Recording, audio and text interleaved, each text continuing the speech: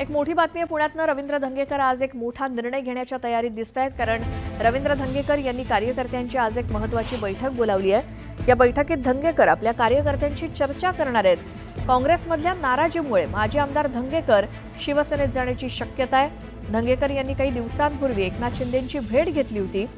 गेल्या 2 दिवसांपासून धंगेकर यांच्या सोशल मीडिया पोस्ट सुद्धा चर्चेत आहेत। त्यामुळे रवींद्र धंगेकर काँग्रेसचा हात सोडून हातात धनुष्यबाण घेण्याची शक्यता आहे।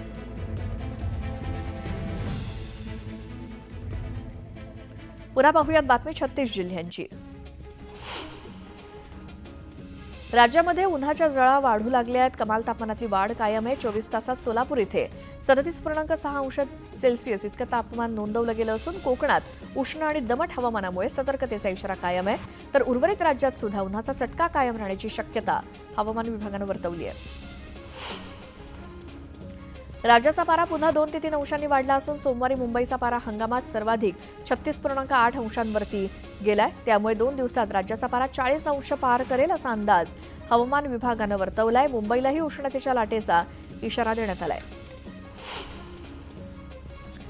कोल्हापूर दिल्ली विमानसेवा सुरू करण्यासाठी इंडिगो एअरलाइन्सच्या वतीनं वरिष्ठ पातळीवरती चर्चा सुरू आहेत। कोल्हापूर मुंबई सेवा देण्याचाही प्रयत्न असून स्टार एअरकडनं कोल्हापूर नागपूर मार्गावर सेवा सुरू करण्यासाठी चाचपणी सुरू आहे।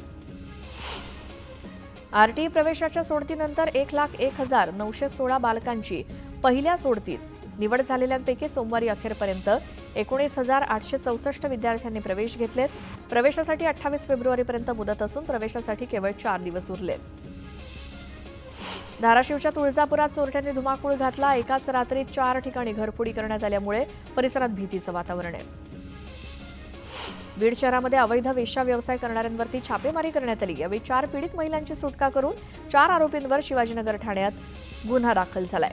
मेसच्या नावाखाली पत्नी आणि एक खासगी इसम यांच्या मदतीनं राहत्या घरात महिलांना बोलावून वेश्या व्यवसाय करत असल्याची माहिती पोलिसांना मिळाल्यामुळे डमी ग्राहक पाठवून त्यांच्यावर छापा टाकण्यात आला।